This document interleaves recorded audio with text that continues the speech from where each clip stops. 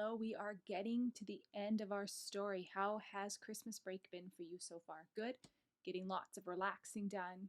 Excellent. Watching some TV, playing some games? That's great. Well, we're about to start chapter 13. Chapter 13, Deep Magic from the Dawn of Time. Now we must get back to Edmund. When he had been made to walk far further than he had ever known that anybody could walk, the witch at last halted in a dark valley all overshadowed with fir trees and yew trees. Edmund simply sank down and lay on his face, doing nothing at all, not even caring what was going to happen. He was too tired to even notice how hungry and thirsty he was. The witch and the dwarf were talking close beside him in low tones. "No," said the dwarf. "It is of no use now, O Queen. They must have reached the stone table by now." "Perhaps the wolf will smell us out and bring us news," said the witch. "It cannot be good news if he does," said the dwarf. "4 thrones in Cair Paravel," said the witch. "How if only 3 were filled?" "That would not fulfill the prophecy." "What difference would that make now that he is here?" said the dwarf. He did not even dare, even now, to mention the name of Aslan to his mistress. "He may not stay long, and then it would fall upon the 3 at Cair." "Yet it might be better," said the dwarf, "to keep this one," here he kicked Edmund, "for bargaining with." "Yes, and have him rescued," said the witch scornfully. "Then," said the dwarf, "we'd better do what we have to do at once." "I would like to have it done on the stone table itself," said the witch. "That is the proper place. That is where it has always been done before." "It will be a long time now before the stone table can again be put to its proper use," said the dwarf. "True," said the witch, and then, "Well, I will begin." At that moment, with a rush and a snarl, a wolf rushed up to them. "I have seen them. They are all at the stone table with him. They have killed my captain. I was hidden in the thickets and saw it all. One of the sons of Adam killed him. Fly! Fly!" "No," said the witch. "There need be no flying. Go quickly. Summon all our people to meet us here as speedily as you can. Call out the giants and the werewolves and the spirits of those trees who are on our side. Call out the ghouls and the bogles and the ogres and the minotaurs. Call the cruels, the hags, the spectres, and the people of the toadstools. We will fight. What? Have I not still my wand? Will not their ranks turn into stone even as they come on? Be off quickly. I have a little thing to finish here while you are away." The great brute bowed his head, turned, and galloped away. "Now," she said, "we have no table. Let me see. We had better put it against the trunk of a tree." Edmund found himself being roughly forced to his feet. Then the dwarf set him with his back against a tree and bound him fast. He saw the witch take off her outer mantle. Her arms were bare underneath and terribly white. Because they were so very white, he could see them, but he could not see much else. It was so dark in this valley under the dark trees. "Prepare the victim," said the witch. And the dwarf undid Edmund's collar and folded back his shirt at the neck. Then he took Edmund's hair and pulled his head back so that he had to raise his chin like that. After that, Edmund heard a strange noise, whiz, whiz, whiz. For a moment he couldn't think what it was. Then he realized it was the sound of a knife being sharpened. At that very moment he heard loud shouts from every direction, a drumming of hoofs and a beating of wings, a scream from the witch, confusion all around him. And then he found he was being untied, strong arms round him, and he heard big, kind voices saying things like, "Let him lay down. Give him some wine. Drink this. Steady now. You'll be all right in a minute." Then he heard the voices of people who were not talking to him, but to one another. And they were saying things like, "Who's got the witch? Oh, I thought you had her. Oh, I didn't see her after I knocked the knife out of her hand. I was after the dwarf. Do you mean to say she's escaped? A chap can't mind everything at once. What's that? Oh, I'm sorry, it's only an old stump." But just at this point, Edmund went off into a dead faint. Presently the centaurs and the unicorns and a deer and birds, they were of course the rescue party which Aslan had sent in the last chapter, all set off to go back to the stone table, carrying Edmund with them. But if they could have seen what happened in that valley after they had gone, I think they might have been surprised. It was perfectly still, and presently the moon grew bright. If you had been there, you would have seen the moonlight shining on an old tree stump and on a fair-sized boulder. But if you had gone on looking, you would gradually have begun to think that there was something odd about both the stump and the boulder. And next you would have thought that the stump did look remarkably like a little fat man crouching on the ground. And if you had watched long enough, you would have seen the stump walk across to the boulder, and the boulder sit up and begin talking to the stump. For in reality, the stump and the boulder were simply the witch and the dwarf. For it was part of her magic that she could make things look like what they aren't, and she had the presence of mind to do so at the very moment when the knife was knocked out of her hand.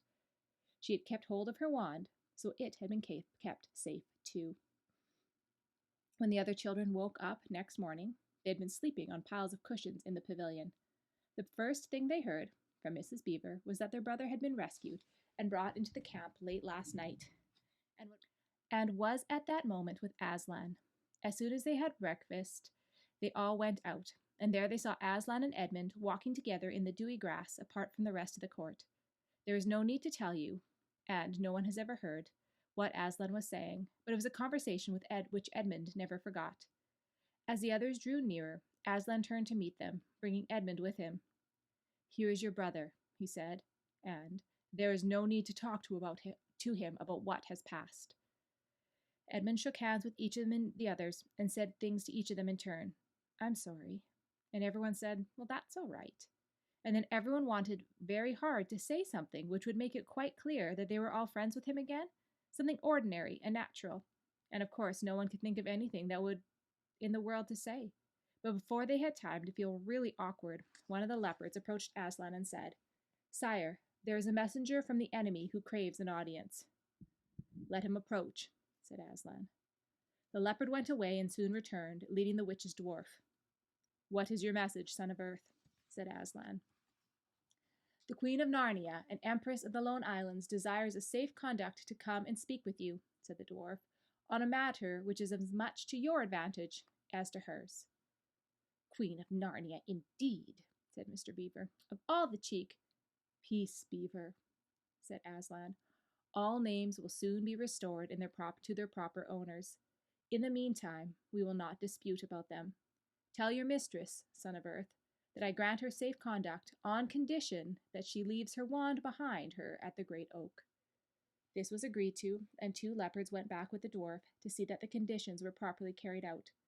"But supposing she turns the 2 leopards into stone?" whispered Lucy to Peter. I think the same idea had occurred to the leopards themselves.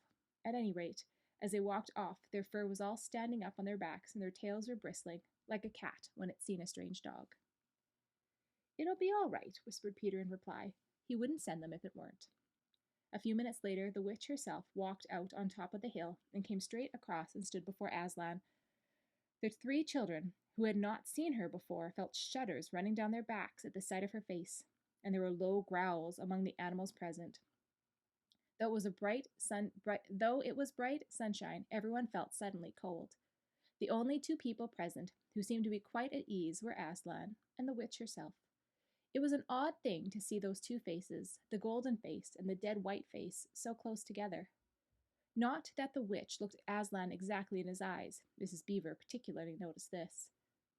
"You have a traitor here, Aslan," said the witch. Of course, everybody present knew she meant Edmund. But Edmund had got past thinking about himself after all he'd been through, and after the talk he'd had that morning. He just went on looking at Aslan. It didn't seem to matter what the witch said. "Well," said Aslan, "his offense was not against you." "Have you forgotten the deep magic?" asked the witch. "Let's say I have forgotten it," answered Aslan gravely. "Tell us of this deep magic." "Tell you," said the witch, her voice growing suddenly shriller, "tell you what is written on the very table of stone which stands beside us. Tell you what is written in letters deep as a spear and is as long on the firestone on the secret hill. Tell you what is engraved on the scepter of the empire beyond the sea. You at least know the magic which the empire put into Narnia at the very beginning. You know that every traitor belongs to me as my lawful prey, and that every treachery I have a right to that kill." "Oh," said Mr. Beaver, "so that's how you came to imagine yourself a queen, because you were the emperor's hangman, I see." "Peace, Beaver," said Aslan, with a very low growl. "And so continued the witch. That human creature is mine. His life is forfeit to me. His blood is my property. Come and take it then, said the bull, with a man's head in a great bellowy voice. Fool, said the witch, with a savage smile that was almost a snarl. Do you really think your master can rob me of my rights by mere force? He knows the deep magic better than that. He knows that unless I have blood, as the law says, all Narnia will be overturned and perish in fire and water. It is very true, said Aslan. I do not deny it. Oh, Aslan, whispered Susan in the lion's ear. You won't, will you? Can we do something about the deep magic? Isn't there something that will work against it? Work against the Emperor's magic, said Aslan, turning to her with something like a frown on his face. And nobody ever made that suggestion again. Edmund was on the other side of Aslan, looking all the time at Aslan's face. He felt a choking feeling and wondered if he ought to say something. But a moment later he felt that he was not expected to do anything except wait and do what he was told. Fall back, all of you, said Aslan, and I will talk to the witch alone. They all obeyed. It was a terrible time, this, waiting and wondering, while the lion and the witch talked earnestly together in low voices. Lucy said, Oh, Edmund, and began to cry. Peter stood with his back to the others, looking out at the distant sea. The beavers stood holding each other's paws with their heads bowed. The centaurs stamped uneasily with their hoofs. But everyone became perfectly still in the end, so that you noticed even small sounds like a bumblebee flying past, or the birds in the forest down below them, or the wind rustling the leaves. And still the talk between Aslan and the White Witch went on. At last they heard Aslan's voice. You can all come back, he said. I have settled the matter. She has renounced the claim on your brother's blood.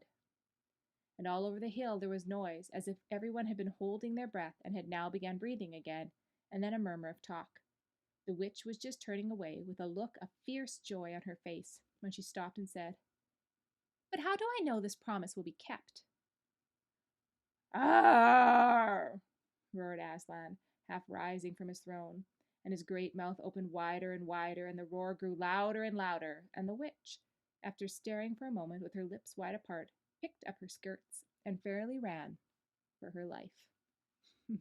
You can probably do a much better roar than me. Do you want to try it? You try making an Aslan roar. Go. Yes, much scarier. Much, much scarier than mine. Well, that's it for chapter 13. We'll see you again tomorrow. Bye-bye.